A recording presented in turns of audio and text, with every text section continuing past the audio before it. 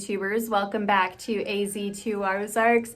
Today I am with my little hen Debbie here. She is kind of a favorite, a little bit special compared to the other hens that we have here on the farm.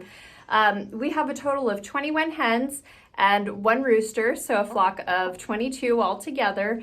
And these gals really haven't been laying that well since it cooled off. They started molting, and so now we're only getting a couple eggs to maybe 5 eggs a day if we're lucky. So we want to grow our flock. Well, what makes Debbie so special is that every night she stays out of the coop and won't come in. And so I have to go and pick her up. She stays like in the same spot near the coop, and she'll just be nested down there, or she'll come running when she hears me calling for her. And I guess that's just like our little personal cuddle time. So today we're going to be collecting some eggs and working on hatching them. Obviously, it is a longer than just a short process. It's about a 21-day process, but we're going to get started and see what we can come up with. I guess you better meet the rest of the flock. So we have a total of 6 breeds in total. We have Barred Rock, Buff Orpington, Rhode Island Red, Easter Egger, and way back there we have a Salmon Favorole. We only have 2 of those.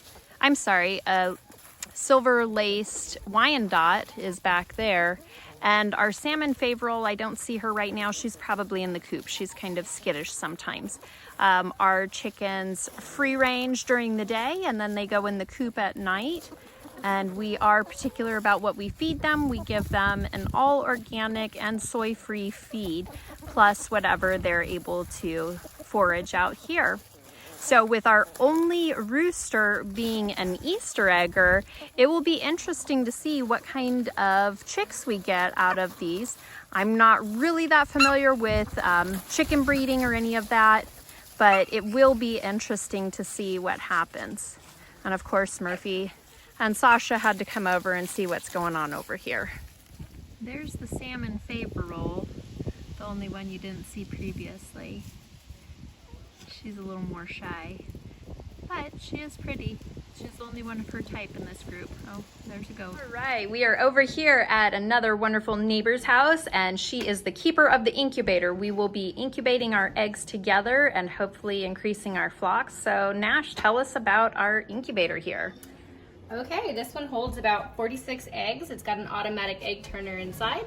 It maintains the temperature for us. We add water as needed for the humidity levels. And we've got a backup thermometer with a humidity sensor as well, just because relying on the digital sometimes isn't the greatest thing to do. And we load the eggs in there, and it'll automatically, very slowly, turn them every day, so we don't have to, which is awesome. And it is a 21-day incubation period for chicken eggs. At day 18, we will take out the egg turner, put the eggs back in, and then they rest until hatch day. It's awesome. So we each have some eggs from our flocks over here, and we have marked them so we know whose is whose, even though really that's not very important.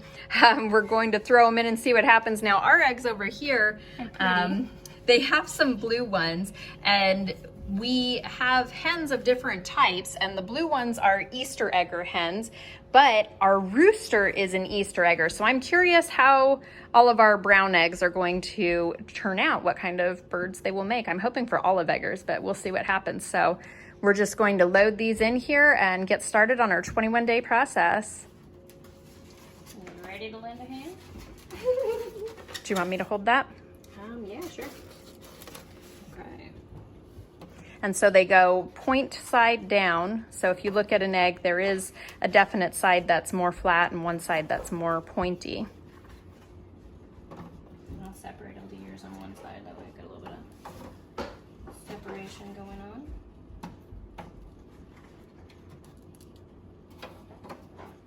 We are fully loaded up with all of our eggs, and now we just put the lid back on and wait.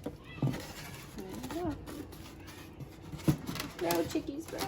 The eggs have been in the incubator for about 10 days now, and now is a time when we should be able to candle them to see if they are actually fertile. So my daughter's going to help me lift this up and bring out an egg at a time and keep them nice and toasty in there, and we'll see if we can candle them on screen for you guys.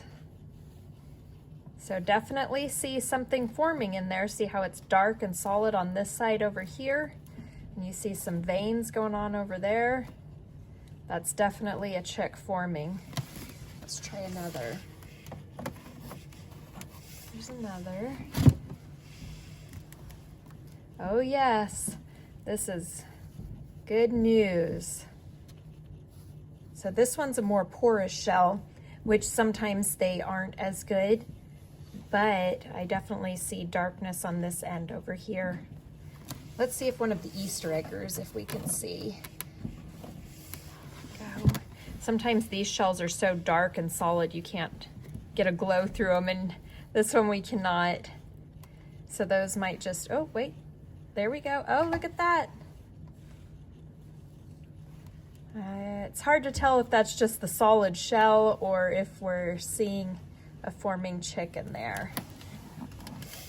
All right, we're going to let these chicks rest and keep on incubating. And so what the machine is doing, it's maintaining humidity as well as it's slowly rotating the eggs back and forth. And we're just gonna let them stay warm in there. All right, now we are at day 18. And these guys are looking about the same, but the shells are pretty heavy, so it's telling us that they are developing. We removed the rotation rack out of there, so at 18 days we stop the rotation and allow the eggs to sit still, and then we'll just keep watching for them to hatch in about 2 to 3 days. All right, guys, here we are at day 20 of incubating our little eggies, and we have some cracked shells. And I don't know if they'll do it while I'm filming, but they are starting to rock around in their shells a little bit, and we can occasionally hear little tiny peeps.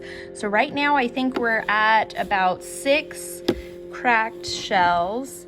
I don't want to take off the top of the incubator, just because we want to keep them nice and warm while they're still trying to hatch. But you can see some cracks there right in the center of the screen. That one has a nice crack. And I think if we go over here, we'll see, there it is. The Easter egger, now in the middle of the screen, has a nice big crack in it. So this is exciting. It looks like we will have some baby chicks before the end of the day today. So as soon as they come out, we'll work on taking videos if we're around in order to show you what the brand new chicks look like.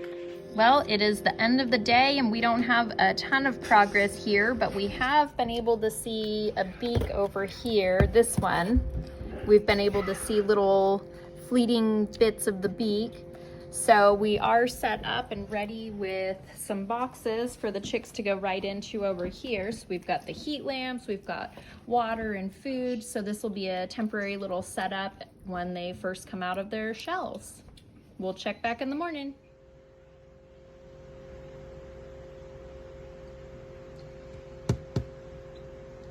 Come on, little guy. Here we go.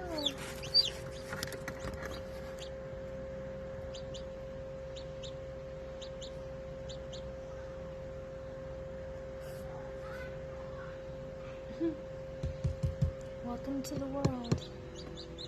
Hey. Oh, watch your head.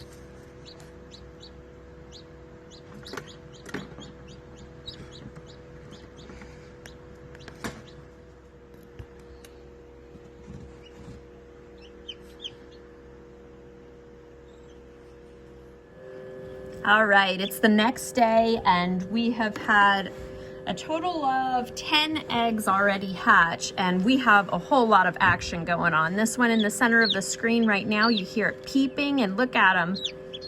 Just trying to get out right this very second. There's also one right here. You see in the top left of the screen, that's really cracked open.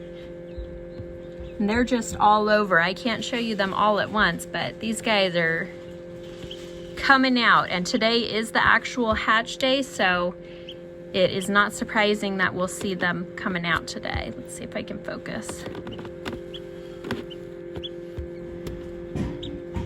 There's a little bit of humidity inside there, so it's making it a little harder to focus. These two Easter eggers, we're seeing, the Easter eggers are the light blue, and we're seeing the one at this wide end just poking at the end, and this other one you can see a bit of movement peeking through the shell. Yep. Oh, you see it?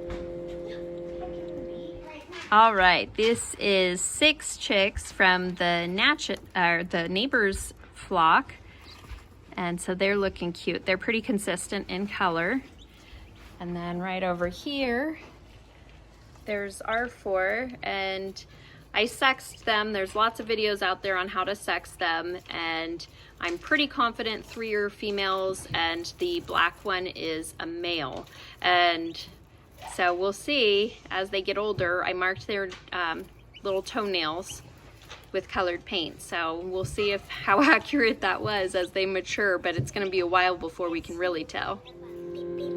I see the veins inside the egg. Oh, yep. There he is. Come see him. Yeah, hold on.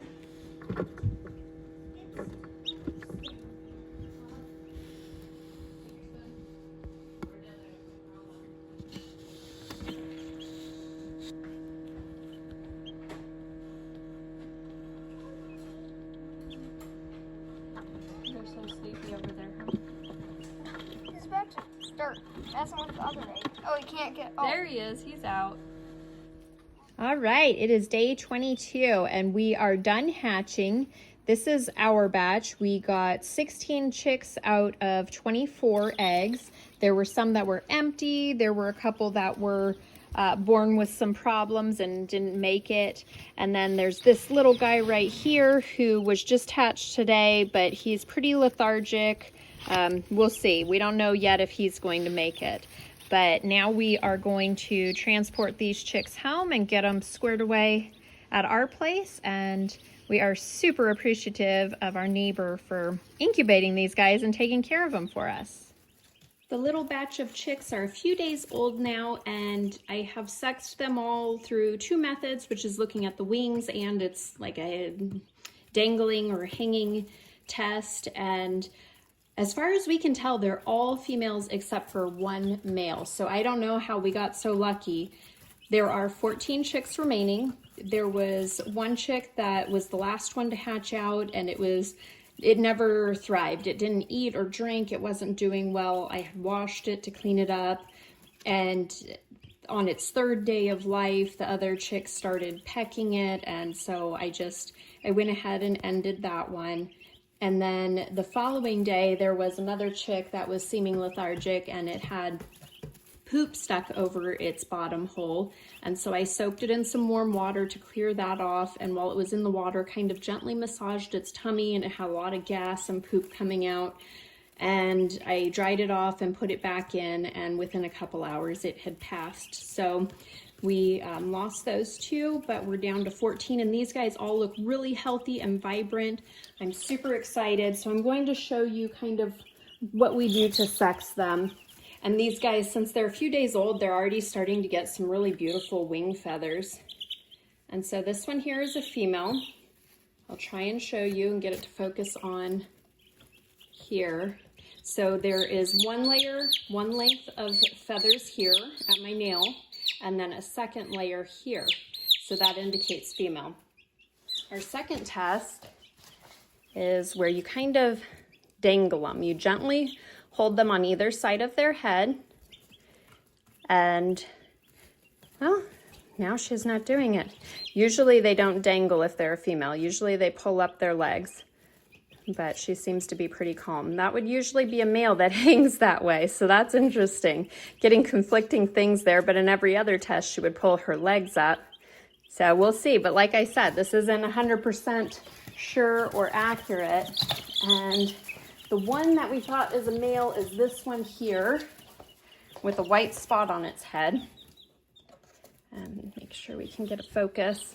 I know from looking at YouTube videos myself, it was really hard to see in the videos to get a clear image. But with these wing feathers, there's only one length. And so that would indicate a male. And then again, our little dangly test, which didn't seem accurate a moment ago anyway. And males will just relax their legs down. Okay. This one, my daughter's already calling Owl. It's really cute. So let's take a look at Owl. You see 2 layers of feathers here on the wings. There's one there and a second one here, shorter and longer. And let's get her calm. And she's pulling up her legs. So there we go. Well, it looks like we're well on our way to increasing our flock size and hopefully our egg productivity along with it. I hope you guys enjoyed this video. If you did, give it a thumbs up and subscribe to keep following our adventure.